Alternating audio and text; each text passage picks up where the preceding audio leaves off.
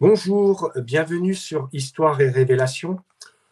Vraiment touchant, on va parler donc de la violence sexuelle. Est un sujet extrêmement difficile à aborder. Et pour en parler aujourd'hui, j'ai le plaisir de recevoir Arnaud Gallet. Il a vécu un horrible incident d'abus sexuel et il est difficile de comprendre l'impact psychologique et émotionnel d'un événement aussi traumatisant. Il témoigne ce qu'il a subi et il prend la parole pour aider les autres victimes avec son association Move Enfants, au pluriel. Il milite pour une prise de conscience de la société sur le sujet, ainsi que sur le premier, la fin de l'impunité judiciaire, en deux, la reconnaissance de l'amnésie traumatique et l'imprescriptibilité des crimes sexuels. Arnaud, merci d'avoir accepté mon invitation. Merci à toi, merci de m'inviter.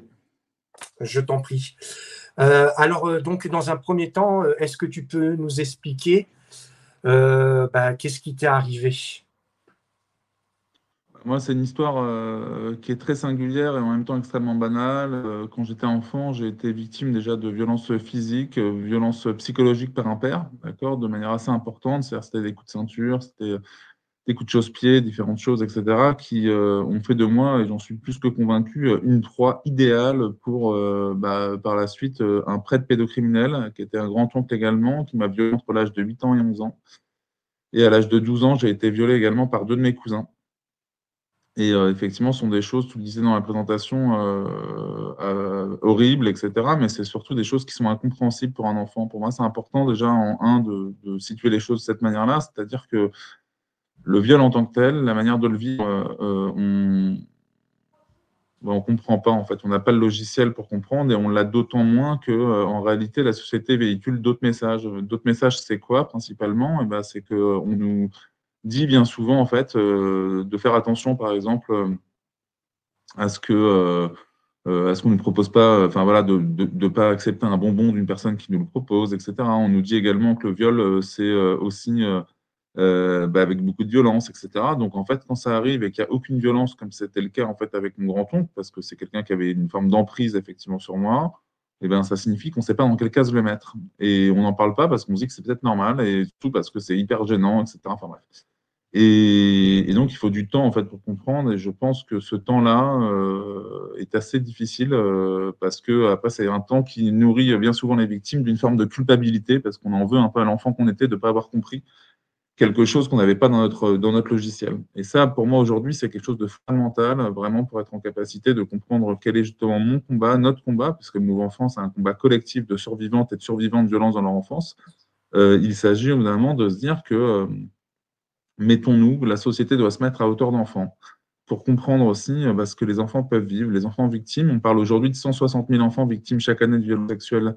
On parle de 10% de la population française, on parle de 2-3 enfants par classe. Et je pense que voilà, au bout d'un moment, il faut que nous, on se lève, puisqu'on a été ces enfants-là, pour expliquer aussi à la société, faire part de notre expérience, et surtout pour être en capacité de protéger les enfants, je dirais les enfants de demain. Et je suis assez lucide, nous sommes assez lucides sur ce sujet-là, c'est-à-dire qu'on se dit que tous les efforts qu'on met aujourd'hui, alors nous, on n'aide pas directement les victimes, c'est important, nous, on porte un message politique, hein. Moi, pour présenter les choses comme ça, on est un peu le Greenpeace de la protection de l'enfance.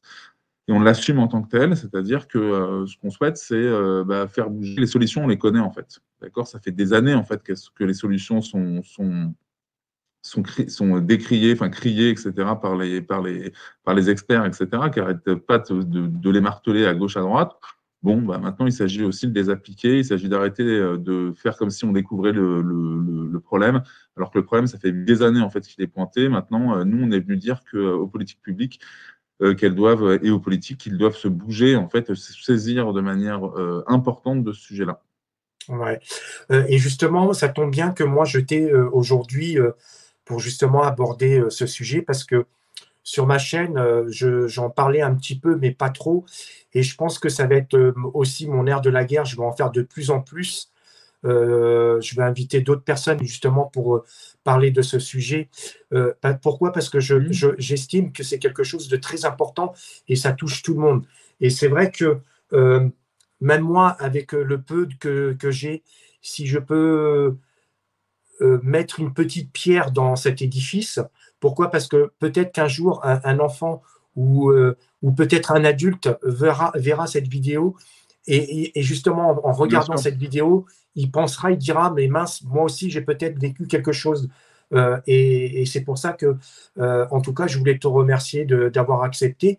Et justement, par rapport à toi, ce qui t'est arrivé, ou Ouais, peut-être avec les témoignages que tu peux avoir, as pu recevoir bien sûr. des enfants ou des adultes, est-ce que c'est quelque chose qui est venu progressivement ou ça a été quelque chose qui t'est venu comme ça d'un seul coup, qu'ils ont voulu dont on va justement abuser, ou c'est quelque chose de progressif de la part de ces prédateurs? Bah, oui, c'est-à-dire dans l'ordre des choses, forcément, si j'ose dire, quand on reprend les choses dans l'ordre, ça peut arriver d'un seul coup de manière brutale. C'est-à-dire qu'un agresseur, il met en place une stratégie pour être en capacité de parvenir à ses fins. C'est-à-dire que il a, les agresseurs ont tout d'une certaine manière de personnes sympas au demeurant, etc., à qui on donnerait le bon Dieu sans confession, et moi c'est le cas de le dire parce qu'il était donc prêtre missionnaire. Et c'est ça en fait qui est déroutant aussi pour l'environnement quand la parole se libère au niveau des victimes, c'est-à-dire que c'est la personne, en fait, on ne se doute jamais de la vie, on se dirait, bah, tiens, c'est lui qui a... machin. La première parole d'ailleurs de ma mère quand elle a été informée, ça a été de dire on s'est fait avoir. On s'est fait avoir, j'ai mis du temps à le comprendre, mais je l'ai compris là, il n'y a pas si longtemps que ça, donc quasiment 20 ans après avoir dénoncé ces faits.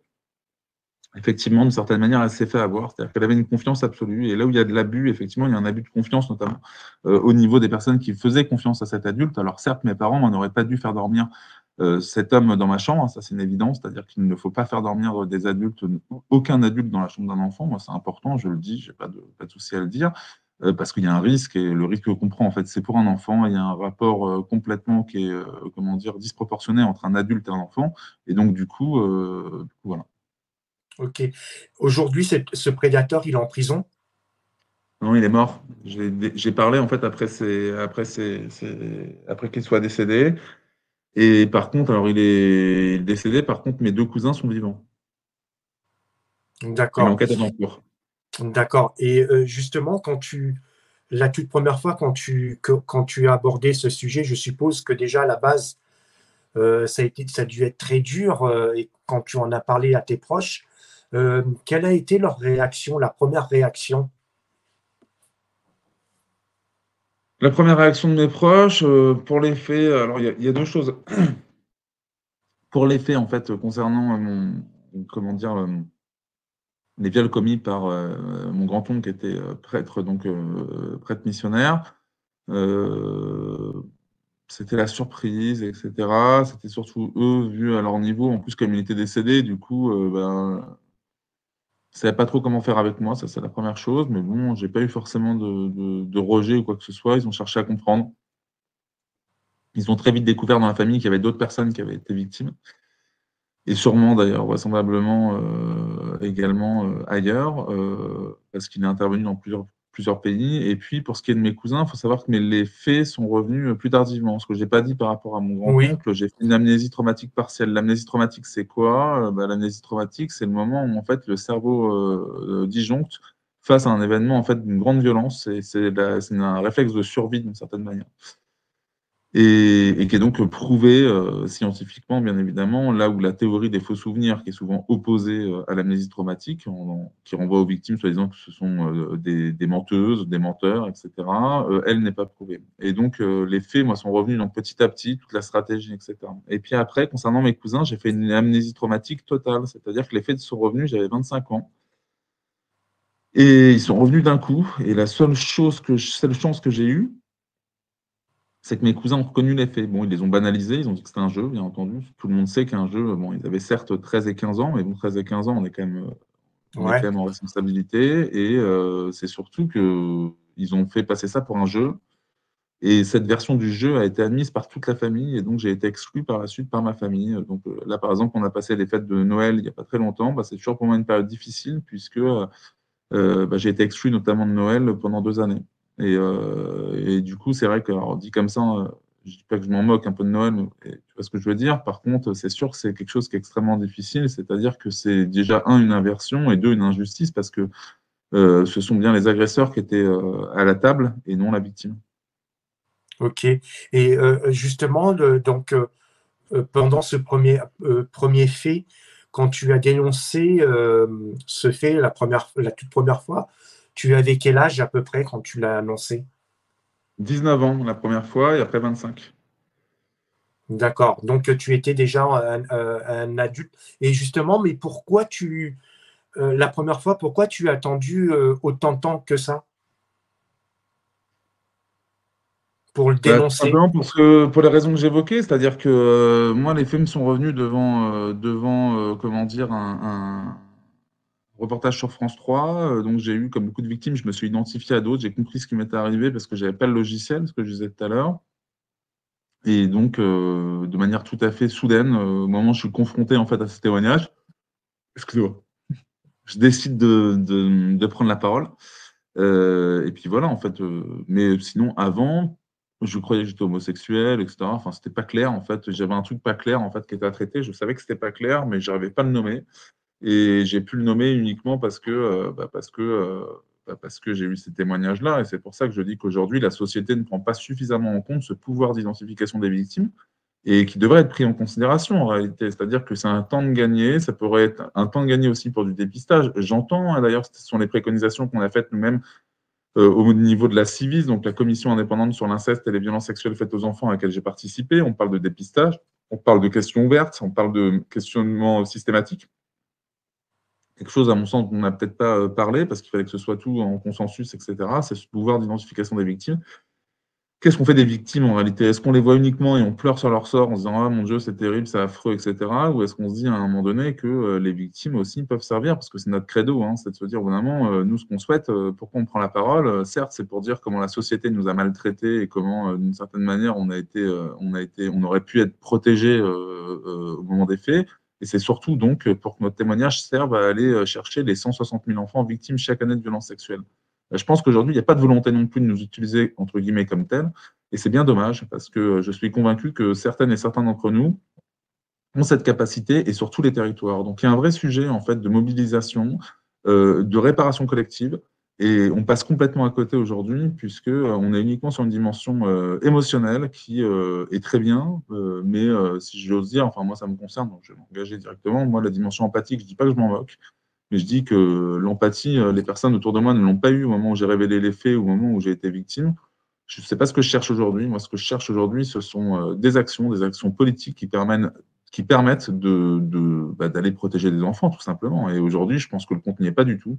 Et on est bien loin de tout ça, et on reste dans cette dimension de libérer la parole. Et ça, c'est important, tu vois. Je pense que Mmh. le message qu'on renvoie, nous, à Move Enfants, de manière très claire, c'est vous devez protéger les enfants. Le message qui est renvoyé aujourd'hui par le gouvernement, c'est il faut que les victimes lèvent le voile sur le secret. Ben, moi, je suis désolé, c'est pas vrai.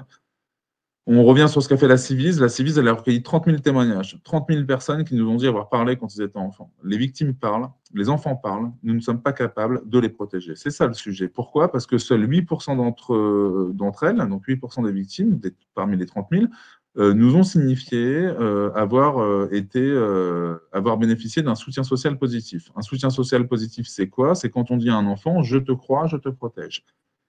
92% des personnes, on leur a dit, comme moi finalement, je te crois, mais je ne te protège pas. Je ne te protège pas, soit parce que ça va faire exploser la famille, soit parce que justement c'était un jeu, soit parce que, enfin bref, une banalisation complète. Et pour les filles, parce que rappelons que les violences sexuelles sont des violences sexuées, c'est-à-dire 80% des victimes sont des filles, 94 à 97% des auteurs, des agresseurs, pardon, sont des hommes. Et ben, on a dit bien souvent aux personnes, aux filles notamment, ah bah, tu comprends, tu l'as peut-être cherché, machin, etc., etc. Un truc classique, toutes ces violences sexistes, on les connaît, les filles malheureusement le vivent également, on ne le dit pas assez. Et je pense que ça, c'est important aussi de passer comme message. On pourrait, si on mettait un peu on investissait un peu plus dans l'éducation, notamment être en capacité, je pense, d'inverser les choses. Aujourd'hui, on n'en est pas là. Aujourd'hui, on cherche à, je ne vais pas dire à diviser, mais à voir chaque cas individuel comme le fait la justice, qui est très bien sûr qu'il faut que les cas soient vus individuellement. La vraie question, et c'est ce qu'on a fait avec la Civis, c'est comment est-ce que 30 000 témoignages, qu'est-ce qu'il y a de commun parmi les 30 000? Et ça, je pense que c'est essentiel. C'est clair.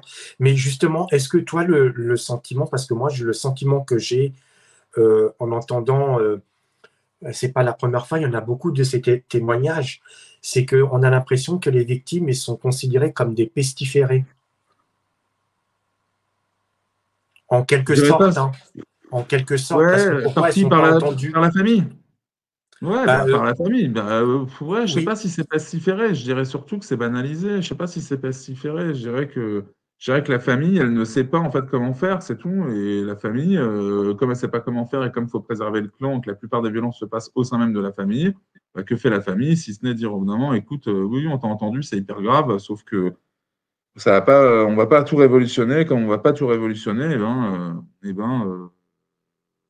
enfin voilà, c'est bon, on a compris, mais c'est du passé, quoi, hein, c'est bon, c'est fait, etc. C'est ce que de nombreuses personnes nous ont dit. Il y a beaucoup de gens qui nous ont dit, nous, parce que la Civise, il faut bien voir, peut-être pour en dire deux mots, on a joué un rôle de justice transitionnelle. Une justice transitionnelle, c'est quoi? Bah, c'est finalement une instance qui sert à un moment donné aussi comment dire, à réparer, à faire justice avec des personnes finalement qui n'ont pas eu justice. Donc, on se sert en fait de l'expérience des personnes qui ont été victimes et on se dit aussi comment est-ce qu'on investit pour plus que ça se produise. Et les victimes ont toutes dit ça quasiment, c'est-à-dire qu'elles nous ont dit dans leur témoignage, voilà ce qui s'est passé pour moi. Donc, on a pu nous détecter effectivement ce qui n'avait pas été entre guillemets normal. D'ailleurs, c'est à ce moment-là qu'il y a des sirènes qui passent à côté, et c'est très bien. Et puis, elles ont dit surtout, elles nous ont servi à dire, bah voilà, ce qu'on veut plus pour les autres. Et ça, c'est essentiel, c'est-à-dire qu'il ne faut pas leur retirer, etc. Et je pense qu'aujourd'hui, dans le message qu'on porte justement aux victimes, je ne suis pas sûr qu'elles soient pestiférées. Je pense qu'elles ont leur place, je pense que la société est hyper empathique sur cette question-là. La société ne sait pas comment faire. Et donc, la société, ça l'arrange de rester en fait à libérer votre parole. Et bien moi, je dis qu'à un moment donné, libérez, si j'ose dire, vos oreilles, ouvrez-les bien et écoutez bien jusqu'au bout le message des victimes et écoutez bien ce qu'elles ont à vous dire. Et ce qu'elles vous disent de manière très claire, explicite, c'est pas ah mon Dieu, c'est terrible ce qu'on a vécu, c'est surtout on ne veut plus que ça se produise. Et si on ne veut plus que ça se produise, eh ben, il faut qu'on ait, nous, d'une certaine manière, les bonnes actions pour être en capacité de c'est protéger ça, les enfants. c'est Exactement. ça, c'est ça. Et justement, quel avenir, parce que les bruits qui courent au niveau du Civis, comme quoi ils ont été par le gouvernement, c'est pas été renouvelé, je crois, ou un truc comme ça. Quel est l'avenir pour eux? Ah bah, l'avenir, il est annoncé. L'avenir de la Civis, il y a une Civis 2, sauf que le juge Édouard Durand a été mis de côté. Donc, le juge Édouard Durand, c'était un des coprésidents. C'est-à-dire qu'il y avait deux coprésidents à la Civis. Il y avait Édouard Durand, qui était donc magistrat, juge des enfants, etc. Et puis, Nathalie Mathieu, qui était, elle, directrice générale d'association. Et donc, ce qui était important, puisque d'un côté, on avait la justice qui dysfonctionne d'une certaine manière, puisqu'il faut le rappeler, on a moins de 4% des mineurs victimes de violences sexuelles dans ce pays qui vont déposer plainte. Et ce sont les chiffres du ministère de la Justice, et 73% de ces plaintes qui sont classées sans suite. Donc symboliquement, d'avoir un juge, c'est important. Et pareil, au niveau des institutions, on sait que les institutions, notamment au niveau de l'aide sociale à l'enfance, dysfonctionnent. Il y a quand même différents reportages qui sont faits là-dessus. Et bon, d'avoir les deux, c'est important. Et donc, il y a une doctrine qui a été portée, d'accord? Cette doctrine, elle a été portée par un certain nombre de personnes. Et nous, face effectivement à l'annonce des nouveaux coprésidents, sans que ce soit d'ailleurs, sans que les membres de la Civis ni les coprésidents soient informés, et face au silence aussi, parce que nous avons demandé le maintien d'Édouard Durand avec la Civis, etc. Et on a décidé de démissionner par respect en fait pour les 30 000 personnes qui nous ont fait confiance. Et pourquoi on a décidé? Bah parce que aussi les annonces qui sont faites sur les personnes qui remplacent viennent nous inquiéter. On est venu le dire aussi encore une fois pour les 30 000 personnes qui nous ont fait confiance et on soutient solidarité avec Édouard Durand.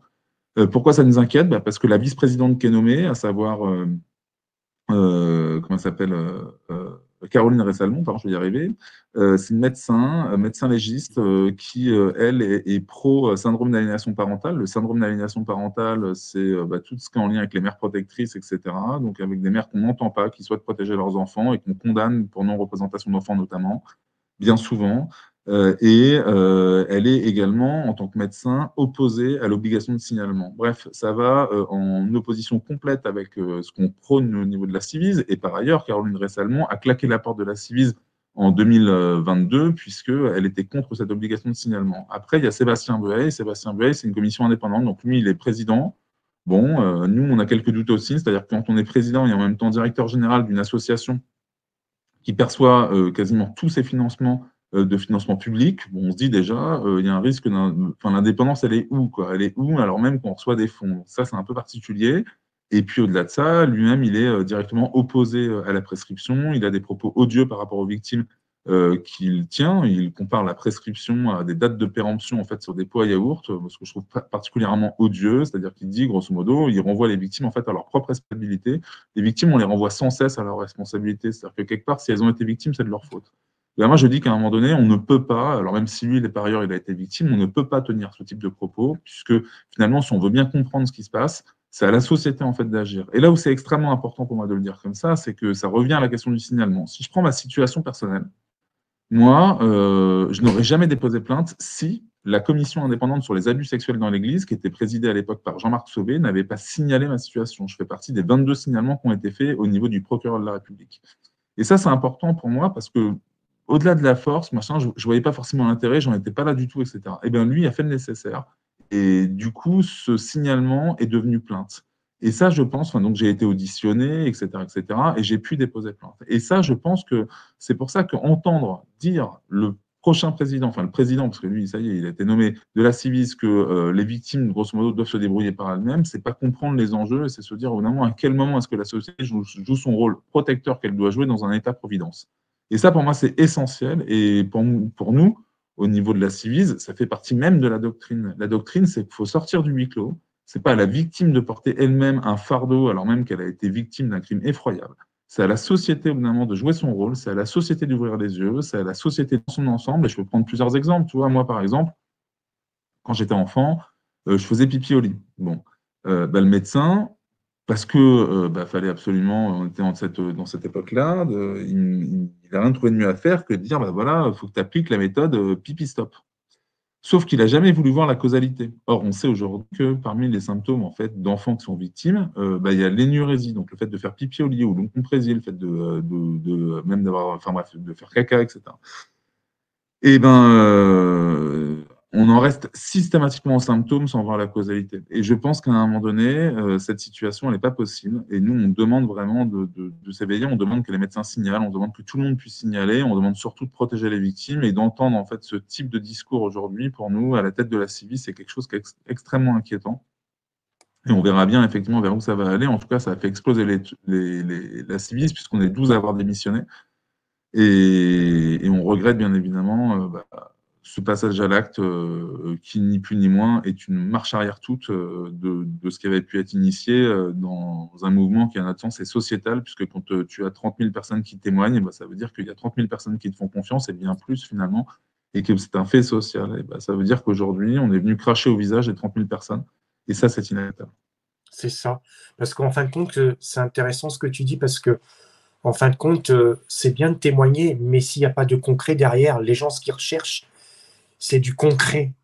Il faut qu'il y ait des actes derrière. Et là, pour l'instant, ce qu'on peut voir, c'est que c'est vrai, ce qui est triste et malheureux, c'est que c'est 30 000 personnes qui ont témoigné, mais il n'y a pas de acte derrière.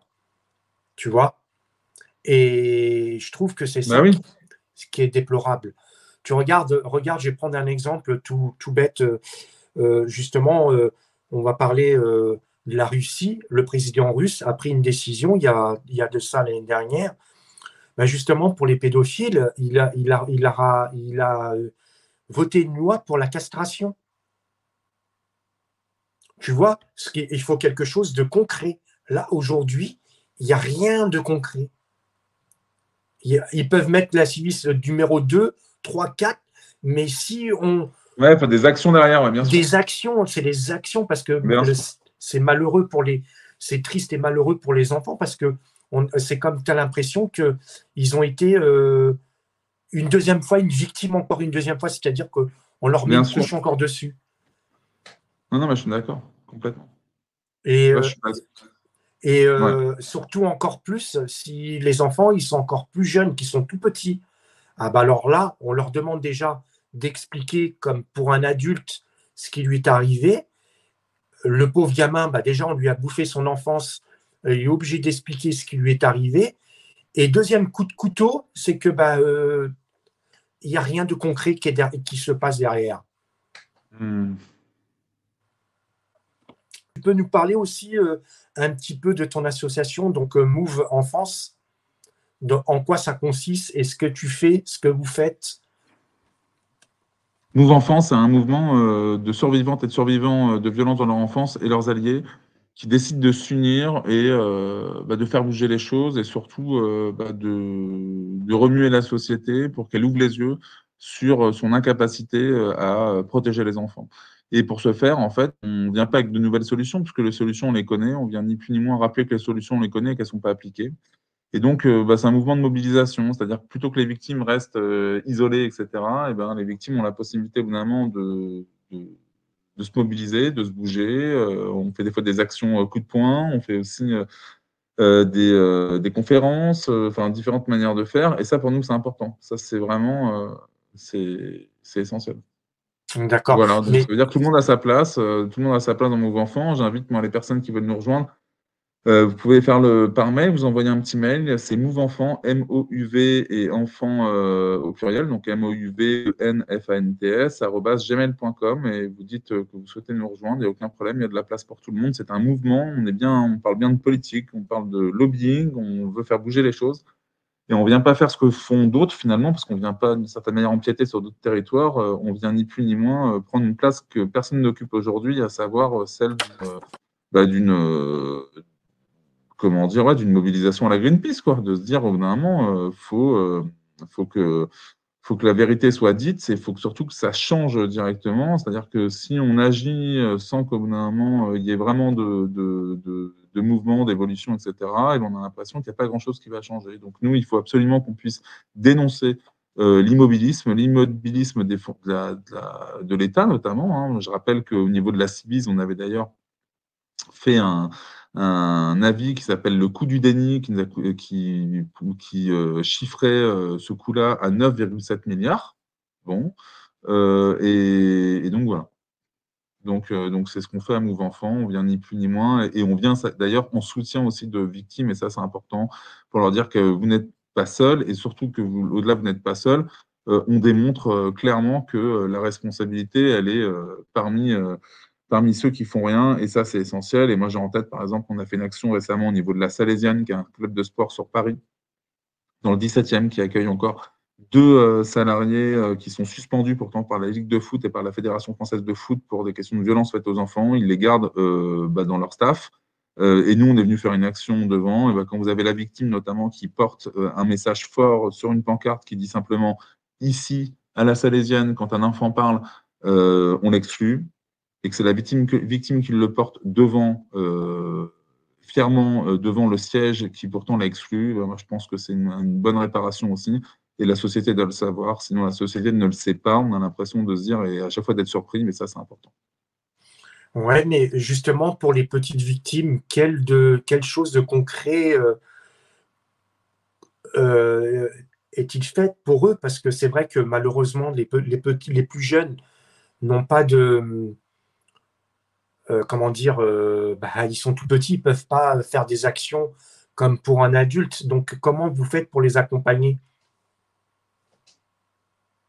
Mais nous, on n'accompagne pas directement un mouvement enfant. Nous, on s'appuie sur des associations qui peuvent accompagner, on peut orienter, mais nous, un mouvement enfant, on fait principalement des actions politiques. On ne propose pas ce que d'autres font. Nous, ce qui manque aujourd'hui, c'est pas tant, d'une certaine manière, d'avoir de l'expertise. L'expertise, on l'a, certains peuvent le faire. Il n'y a pas suffisamment de moyens, finalement, pour accompagner les enfants. Et donc, nous, on vient être une force d'interpellation pour demander des moyens, pour demander différentes choses, pour qu'on soit en capacité de répondre, en fait, à toutes ces attentes. Et surtout, on veut notre indépendance. C'est-à-dire que nous, notre indépendance, c'est-à-dire que ce sont des dons qu'on va recevoir à un moment donné, pour qu'on soit en capacité d'aller chercher aussi les pouvoirs publics et leur dire maintenant vous bougez, quoi. Ouais, parce que c'est ça, en fin de compte, tout le monde est laissé comme ça tout seul sur le bas-côté. Et alors au Bah, lieu c'est de surtout se... que c'est systémique, c'est-à-dire C'est que ça. si tu fais de la recueil de parole de l'enfant sans qu'au bout d'un moment bouger la justice, eh ben, ça veut dire qu'au bout d'un moment, Voilà. Donc nous, on s'appuie sur les 82 recommandations de la Civis, les 82 préconisations, pardon, et puis ben, on est là pour interpeller, etc. Il y en a deux particulièrement d'ailleurs qui viennent, qui nous, comment dire, nous mobilisent beaucoup. Un, c'est la question de l'imprescriptibilité, c'est-à-dire stop prescription, donc c'est ce qu'on clame. On dit qu'on ne veut plus de délai de prescription, donc à n'importe quel moment, un agresseur peut être poursuivi, ça c'est la première chose. Et deux, ce qu'on demande également, c'est une attention à la question de la non-dénonciation et de l'obligation de signalement. Tu vois, donc deux choses qui sont complètement opposées avec le nouveau staff de la Civis, et nous, on porte cette voix. Voilà. Ok. Et justement, pendant une émission, tu avais abordé le sujet que tu disais qu'en fin de compte, par rapport à ton histoire, que tu avais peut-être l'impression que c'était une double peine pour toi. Est-ce que tu pourrais nous en parler un petit peu plus par rapport à ça? Dans quel sens double peine? Déjà, premièrement, tu as été victime, et puis peut-être parce que tu n'as pas été, comment dire, entendu. Ah bah oui, c'est bah, il y a même double, triple, quadruple peine. Un, on se rend compte que bah, on est victime, donc déjà c'est dur, bien évidemment. Deux, on se rend compte qu'on n'a pas le soutien de ses parents. Trois, enfin, oui, et de son environnement familial. Trois, on se rend compte que la société qui aurait pu agir n'a jamais agi. Quatre, on se rend compte que c'est de l'impunité pour les agresseurs. Cinq, on se rend compte qu'il n'y a pas suffisamment de soins. Six, on se rend compte que la justice ne réagit pas. Sept, enfin, tu vois, on pourrait multiplier les Oui, trucs. Sept, on se rend compte que l'école bah, ferme les yeux. Huit, on se rend, enfin, etc., etc. Donc à un moment donné, je ne sais pas si c'est la double peine d'ailleurs, parce que je t'avais dit ça, je ne sais plus sur quel sujet, enfin peu importe, mais c'est une quintuple, sextuple peine, et on peut multiplier, je ne sais même pas, c'est exponentiel, enfin, parce que la société, encore une fois, est dans une société, c'est la société du déni, de l'évitement, etc. Et il faut absolument qu'on arrive au bout d'un moment à changer de prisme, en fait, complètement. ouais, c'est ça. Mais aujourd'hui, même en 2024, tu es pas soutenu par ta famille? Ou si? Ah bah moi, si tu veux, j'ai rompu les liens. Donc, je veux dire, je suis grand maintenant. J'ai 42 ans. J'attends pas forcément le soutien de mes parents ou quoi que ce soit. Donc, ça signifie que je suis pas du tout dans cette attente-là. Par contre, ce qui est sûr, c'est que pour se reconstruire, bah, effectivement, ça a été difficile, mais c'est comme ça.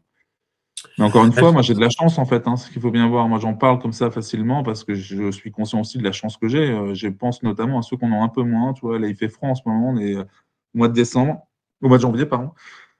Il y a des personnes qui sont à la rue, dont le problème, c'est pas le travail ou quoi que ce soit. Le problème, c'est de pouvoir vivre dans un logement, qui ne peuvent pas vivre dans un logement parce que bah, ils ont été victimes de ces personnes-là, pardon, elles ont été victimes de violences sexuelles. Et ben, elles ont peut-être moins de ressources que moi ou d'autres ressources, mais pas celles-là, moi qui m'ont permis de m'en sortir et d'être au chaud, etc. Bah, c'est à ces personnes-là que je pense. Et les victimes, en fait, font tout un vœu, une certaine manière d'abnégation en pensant justement aux autres. Et je pense que ça, c'est important. Et c'est pour ça que je dis bien qu'il faut écouter les victimes jusqu'au bout et toutes le disent d'une manière ou d'une autre. Et c'est pour ça que nous, on en fait une force de mobilisation, c'est-à-dire on ne vous entend pas. On entend juste le côté un peu misérabiliste qui nous fait tous pleurer parce que chaque histoire est singulière, difficile, etc., tout ce qu'on veut, sauf que la finalité du message, c'est surtout la fin, la conclusion, c'est de se dire, je ne souhaite jamais que ça arrive à quelqu'un d'autre. Si je ne souhaite pas que ça arrive à quelqu'un d'autre, ça veut dire que toute l'histoire que je vous ai racontée, ben, il faut lever tous les freins. Et alors aujourd'hui, on n'est pas capable de dire ça. Aujourd'hui, on se dit, ah, t'es vachement courageux, etc. Moi, le courage, j'en ai ras-le-bol, je le dis de manière très claire. Je m'en fous du courage, en fait. Je le dis de manière un peu crue, mais c'est pas ça, en fait, qu'on demande. Les victimes, déjà, elles sont fortes. Les victimes, elles affrontent bien souvent bah, cette peur qu'elles peuvent ressentir. Un, la peur de l'agresseur, des agresseurs, la peur aussi de la réaction de la famille, etc. Et puis la peur aussi que la société réagisse pas. Et moi, ça me met hors de moi, et c'est pour ça en fait qu'il faut qu'on se soude les coudes, qu'on soit là C'est ça. ensemble, qu'on arrive à être solidaires et pour se dire vraiment voilà, c'est pas la honte qui doit changer de camp, c'est la peur. Et là aujourd'hui, il faut maintenant que les bourreaux tremblent, et nous on est en train de les faire trembler. C'est pour ça qu'on se mobilise. Et le message qu'on envoie aujourd'hui à la société, c'est de dire on vous croit, vous victimes, et vous prédateurs, agresseurs et leurs complices, on vous voit et on viendra vous voir même si nécessaire et on vous mettra le projecteur en fait pour que la société puisse bien vous identifier et ne fasse pas comme s'il ne se passait rien en réalité. Ça, c'est la spécialité de la société. Et ben nous, on est là pour dire que ça, c'est fini. Ok. Et justement, par rapport à ce que tu viens de dire, pour les éditeurs qui nous écoutent ou d'autres victimes qui regarderaient cette vidéo, comment toi tu as fait pour te reconstruire justement? Ben moi, la chance que j'ai eue, c'est très simple, hein, j'ai fait une bonne rencontre avec un psychiatre, et puis j'ai fait d'autres bonnes rencontres qui m'ont permis d'être ce que je suis. Et puis après, bah, voilà, c'est un facteur de résilience qui était dû à l'enfant que j'étais. Et c'est là que je dis qu'il y a une dimension d'inégalité, c'est-à-dire que chacun est différent en fait par rapport à ça. Et donc, si on veut, et parce que logiquement, c'est le pacte républicain, c'est-à-dire que chacun doit être à la même enseigne. Donc, si on veut que chacun soit à la même enseigne, il faut que l'État arrête son immobilisme et mette les moyens là où il faut et puis s'entendre au bout d'un moment quelles sont les préconisations et les mettre en œuvre et qu'on soit en capacité de vivre dans une société meilleure. Voilà, c'est peut-être un peu utopiste, mais c'est pas grave, il faut croire en certaines idées, et nous, en tout cas, on y croit, et on fait plus qu'y croire, puisqu'on agit pour que ce soit appliqué, et on ne lâchera rien. Ok. Et justement, s'il y a des victimes, quel message tu voudrais leur transmettre aujourd'hui? Bah, s'il y a des survivantes, survivants, moi, ce que je veux renvoyer comme message, c'est un message très simple. Un, vous n'êtes pas seul. Prenez soin de vous. Le fait d'aller mal, c'est bien souvent normal. Si je peux renvoyer des choses comme ça, c'est ce que mon psy m'avait dit. Deux, n'hésitez pas à aller voir quelqu'un qui peut vous soutenir, un psychologue, etc., ou autre, ou une personne de confiance, du moins. Parce qu'on a toujours autour de soi une personne qui peut être à l'écoute, etc., et qui peut, si nécessaire, même vous accompagner quelque part, etc. Et trois, si vous n'êtes pas prêt en fait de faire tout ça ou si vous avez déjà passé toutes ces étapes-là et que vous souhaitez vous investir et vous mobiliser, vous avez des ressources et que vous souhaitez vivre une expérience un peu unique et qui consiste d'une certaine manière à faire bouger les choses, bah, rejoignez-nous, rejoignez Move Enfant. C'est assez simple, je le disais tout à l'heure, je le redis ici. Donc c'est Move Enfant, M-O-U-V et enfant attaché, E-N-F-A-N-T-S, @gmail.com. Et il y a de la place pour tout le monde. On est sur tout le territoire national, on est sur les Outre-mer également. Il faut qu'on se bouge et il faut qu'on arrive à faire bouger les choses de manière considérable. OK? Yes. Et justement, dis-moi, toi, par rapport, quand tu es rentré donc, à la CIV, est-ce que quand tu es rentré la toute première fois et maintenant, est-ce que tu as vu qu'il y avait une évolution dans le positif ou plutôt ça a plutôt stagné et en fin de compte, ça n'avance pas, quoi? Si, moi, pour moi, ça avance. Pour moi, la société. Non, non, moi, je pense que moi, je suis hyper positif. Ça avance pas assez vite, ça, je peux le dire, ok, mais moi, je pense que ça va avancer. On serait pas là. Moi, je pense que ça avance. Je pense qu'il faut être conscient. Voilà. Je pense que la prise de parole d'Emmanuel Macron en 2021, lorsqu'il met en place la Civis, qui dit qu'il y a une nouvelle loi qui va changer, même si ça va pas au bout des choses. Bon, on ne peut pas non plus nier qu'il y a eu certaines avancées. Ben, après, ça va pas assez loin, c'est normal, on est archaïque. Donc forcément, nous, on est là pour rappeler le truc. C'est de bonne guerre, mais pour moi, il y a des choses qui avancent. Ça va pas assez vite, oui, effectivement. Et c'est-à-dire que moi, j'aimerais bien, au moment du Covid, on avait le président de la République qui nous disait, nous sommes en guerre. Alors, moi, je dis simplement au président de la République, quand on a 10% de la population française qui est victime de violences sexuelles dans son enfance, bon, on est un peu en guerre quand même, hein, gentiment, et donc ça veut dire que là aussi les moyens peuvent être mis en face et on peut aussi agir. Alors c'est sûr que c'est compliqué parce que quand on dit 10% de la population victime de viol, ça veut dire qu'en face on a forcément quasiment de manière identique des agresseurs. Alors peut-être pas 10% parce qu'on sait qu'il y a des violeurs en série comme on dit, mais on a quand même une bonne partie, bah, peu importe. Je pense qu'il faut au bout d'un moment avoir le courage de certaines idées et se dire au bout d'un moment que si on veut une société meilleure, c'est une société inévitablement sans violence. Et avoir une société sans violence, eh ben, ça nécessite aussi un peu de courage politique. Et c'est un peu ce qu'on reproche aujourd'hui. Ça va pas assez loin. C'est-à-dire c'est des mesurettes.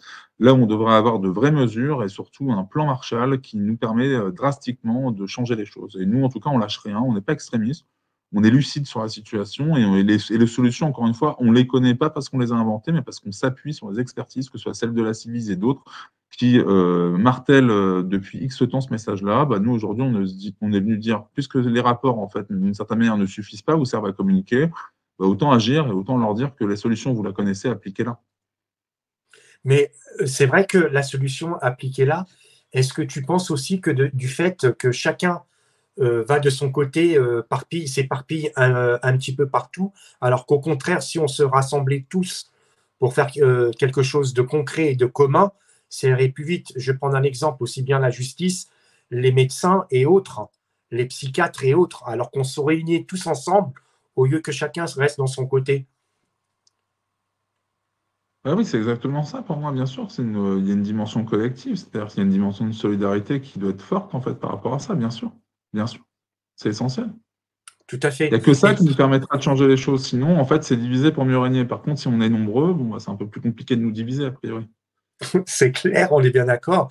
Et justement, pour faire bouger les choses, qu'est-ce qu'il faut de concret? Aujourd'hui, là, maintenant, qu'est-ce qu'il faut pour que ça bouge les choses, pour que justement, qu'on puisse avancer, pour justement venir en aide à tous ces enfants et pour que ça ne se reproduise plus?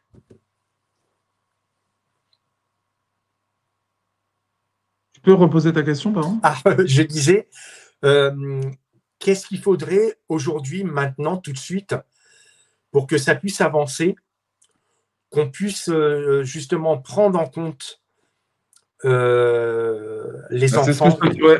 Ouais, ouais. mais de concret, tout de suite maintenant, de concret, qu'est-ce qu'il faudrait mettre en Bah, c'est ce que je place? te disais.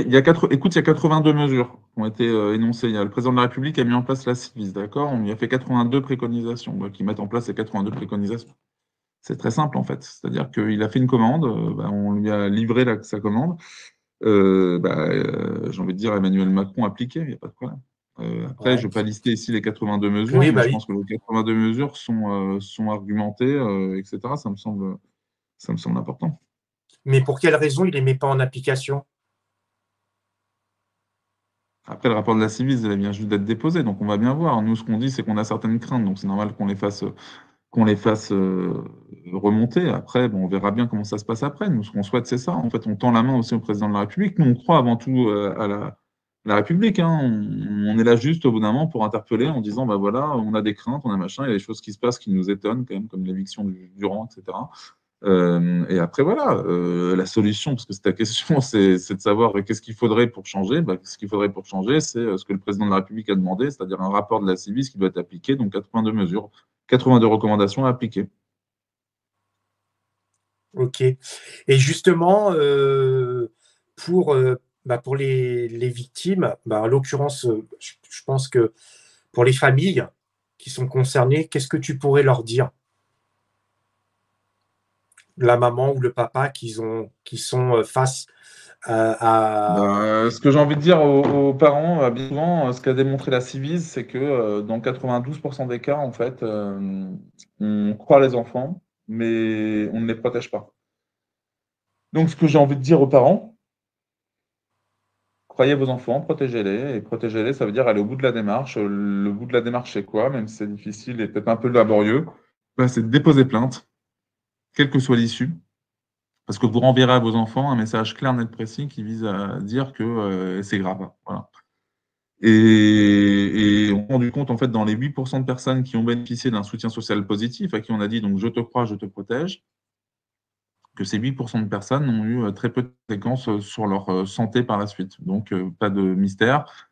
Faut croire et protéger. Voilà. C'est pour moi un message clair, net, précis. Après, il faut être entouré, c'est-à-dire qu'il ne faut pas hésiter, vous-même en tant que parent, à vous appuyer parce que c'est très dur de recueillir la parole d'un enfant, et surtout quand c'est le sien. Et donc, il ne faut pas hésiter à s'appuyer aussi sur un soutien psychologique ou autre parce que pas non plus sous-estimer les conséquences que ça peut avoir sur vous.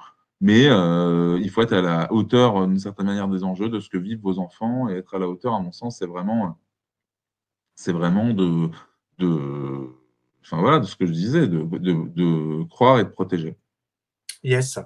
Justement, pour terminer, tu as publié un livre, là, au mois d'octobre, qui est sorti. Est-ce qu'on peut on peut en parler un Oui, petit bien peu? sûr, bien sûr. Donc, voilà, donc, Super. J'étais un enfant aux éditions Flammarion. Est-ce que tu peux nous en parler un petit peu? Bah, ça rejoint un peu, effectivement. Alors, je te remercie infiniment, effectivement, d'en parler. J'ai publié donc J'étais un enfant. Alors, j'étais un enfant, pourquoi? Bah, parce que pour moi, c'était donc l'enfant, c'est déjà un clin d'œil à l'enfant que j'étais. Et puis, j'étais un enfant parmi tellement, finalement, parmi 10% de la population française. Et puis, au-delà de mon histoire qui est racontée dans ce livre, il y a aussi tout un plaidoyer autour, justement, tu disais, qu'est-ce qu'il faut pour changer?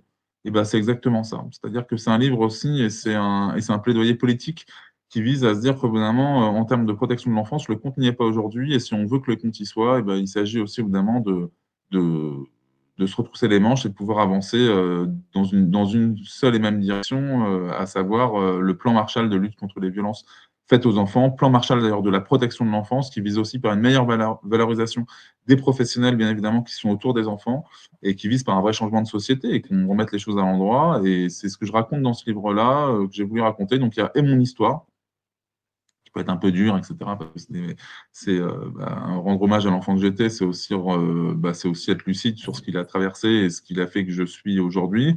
Et c'est aussi être lucide sur là où on en est aujourd'hui au niveau des politiques publiques, faire rendre compte des avancées et rendre compte aussi de choses qui sont encore, de montagnes qui sont encore à gravir, hein, de manière très claire. C'est-à-dire qu'on est très loin du compte. Et c'est ça, en fait, que j'ai souhaité, pour moi, ça a été important d'écrire. Et c'est de me dire aussi, c'est un message d'espoir que je renvoie dans ce livre, hein, c'est de se dire que les choses sont possibles, même si effectivement c'est très dur, il n'y a pas de raison qu'on n'y arrive pas. Ouais, c'est vrai, tout à fait. Est-ce qu'on peut dire en quelque sorte on t'a volé ton enfance ou pas du tout, vu que toi, si tu as su beaucoup plus tard?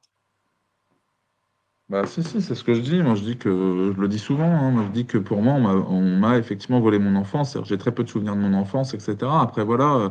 Et en même temps, je dois tout à l'enfant que j'étais. C'est-à-dire que ce qui est compliqué, en fait, on m'a volé mon enfance dans le sens où j'ai beaucoup de choses qui ont été complètement mises aux oubliettes par mon cerveau. Et après, en même temps, le regard que j'ai, moi, en tant qu'adulte sur l'enfant que j'étais, c'est que je dois tellement, finalement, enfin, l'homme que je suis aujourd'hui doit à l'enfant que j'étais. Et finalement, si on regardait tous l'enfant qu'on a pu être à un moment donné, et ben, regardons-le de manière positive finalement, même si forcément il a appris à faire des choses, etc.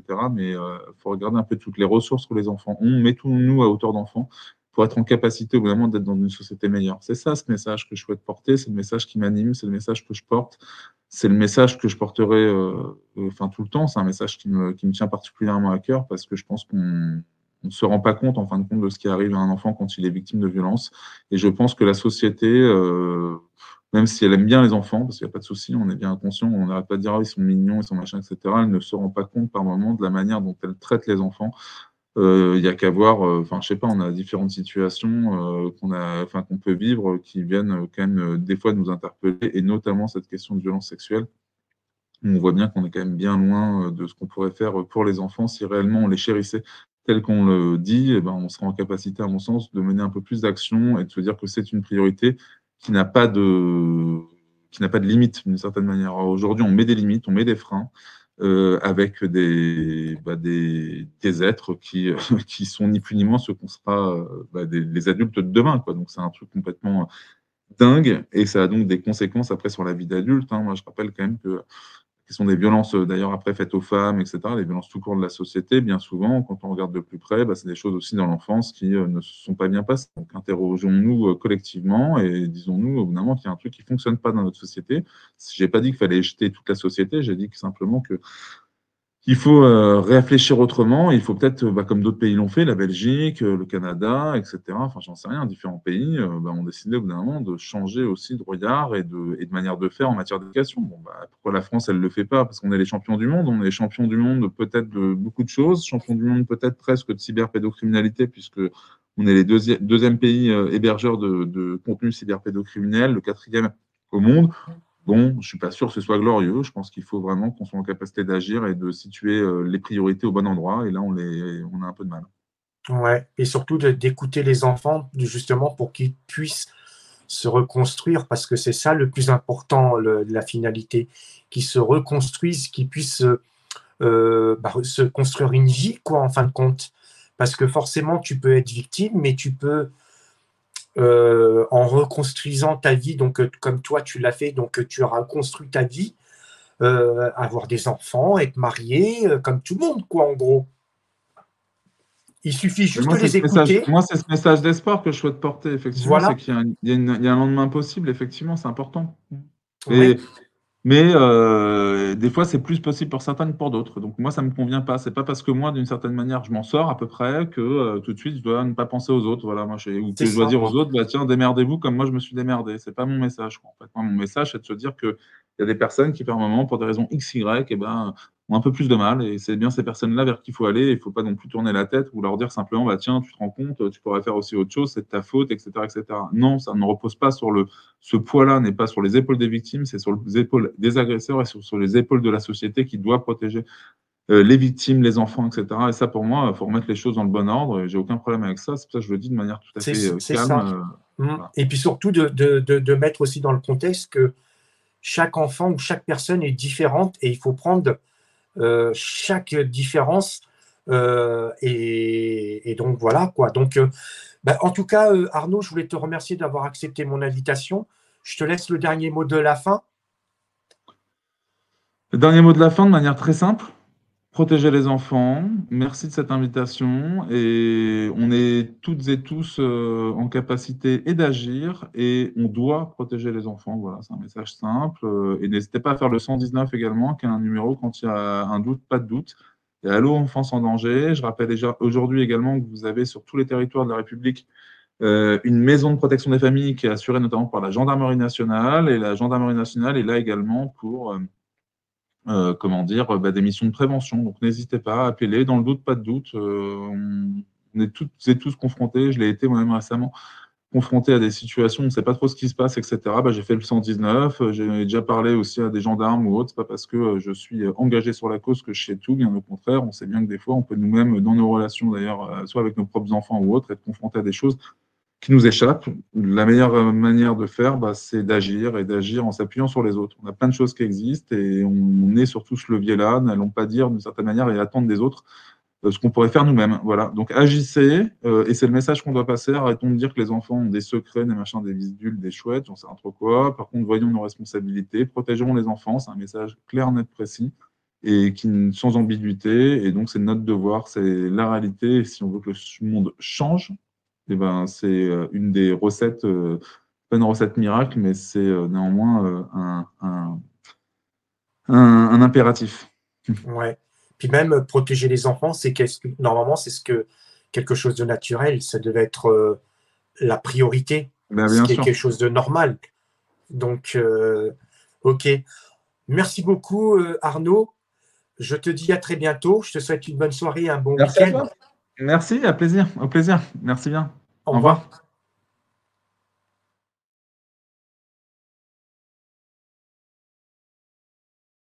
Chers amis et fidèles spectateurs, si vous aimez ce que vous voyez sur ma chaîne et que vous souhaitez me soutenir, vous pouvez maintenant contribuer en faisant un petit don. Cela m'aidera à améliorer mes vidéos. Merci pour votre contribution.